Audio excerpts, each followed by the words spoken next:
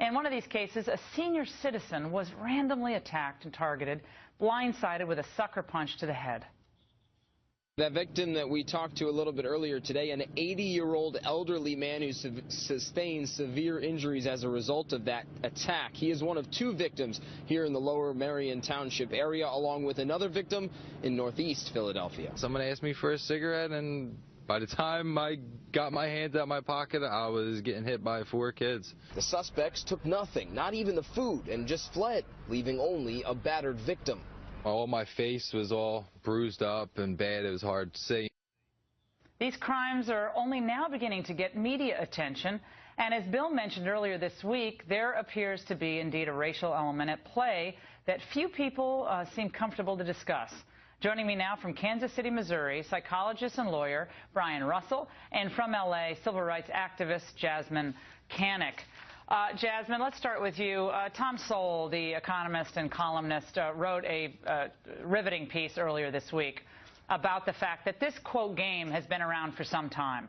This targeting of individuals, mostly by black teens, has been happening. The individuals in New York, many of them happen to be of Jewish ancestry.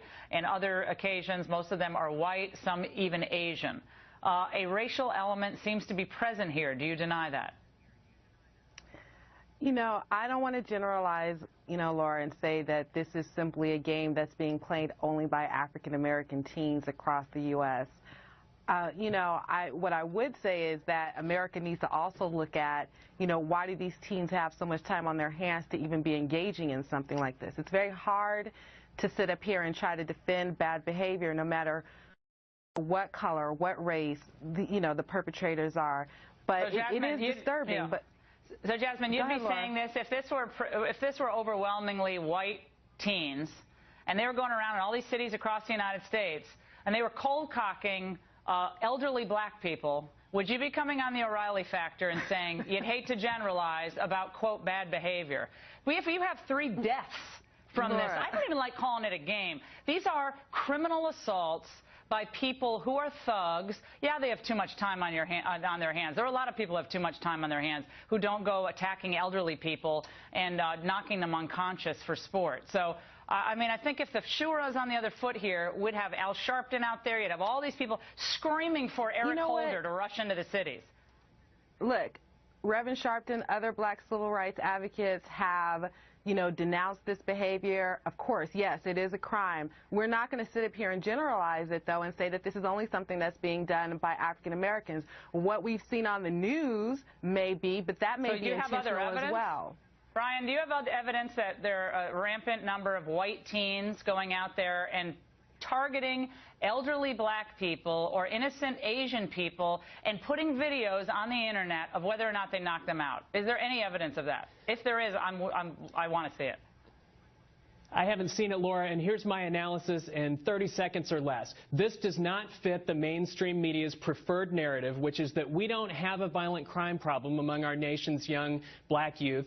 We just have a profiling problem. And as usual, when self-righteous types think that they're looking out for the best interests of minority group members, they're actually doing them a disservice and even showing a little bit of racism of their own in the following important way. A young black man is every bit as capable as a young white man of regulating his behavior. And when he does not, and when our colleagues in the mainstream media don't cover and condemn that to the same degree as they would in the case of a white perpetrator, it actually suggests that our mainstream media colleagues aren't sure whether the expectations of blacks and whites can and should be the same. They can, and they absolutely should. I think it's painful, Jasmyne, to think about this. It's painful for the victims, obviously, physically, but it's painful to think of this as being called a game by anyone. And for folks who get up there and say, well, we're not sure if there's a racial element. I mean, come on. I mean, of course there's a racial element here. The fact that nobody wants to talk about it is highly predictable. Doesn't surprise me at all. Doesn't fit the whole white guilt narrative about race.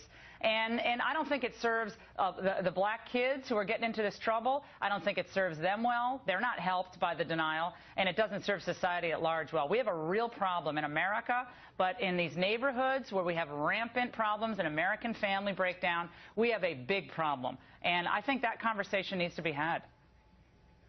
I agree. I would just like to also say it doesn't serve our country well either to incite mass hysteria amongst white America against blacks either. So now what do we have? Who's doing that? Numerous news reports. Fox? Numerous news reports, you know, about basically mobs of black teens targeting white people. So Jasmine, does not help society either, okay. Laura.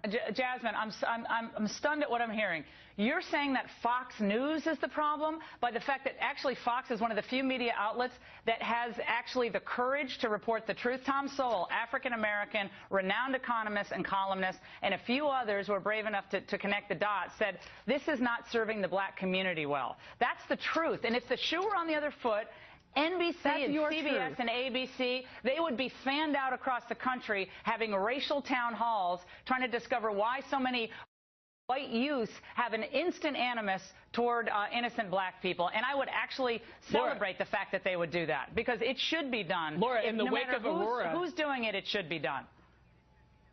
In the wake of Aurora, they didn't have any trouble reporting to the country something that wasn't even true. There was a black psychologist going around telling the country that white kids are more likely to become spree killers and shooters than kids of other racial groups because they feel more entitled and they get more upset when they don't get their way. That was absurd. It was racist, but they didn't have any problem broadcasting that because it fit the narrative. Well, I think, and you look back at the Trayvon Martin deal, right? I mean, there are all sorts of generalizations made during the Trayvon Martin, saga, on really, frankly, on both sides. And they were saying that he was a white Hispanic, and then, all sorts of crazy stuff was said, okay? And that was an incredibly painful moment for the people of Florida and that family. But I think we have to be able to talk truthfully and objectively about things. If white kids were doing this, Jasmine, and targeting black people, I'd have the same outrage and the same indignation. I promise you. It shouldn't call it racial. I'm sure you would, Laura.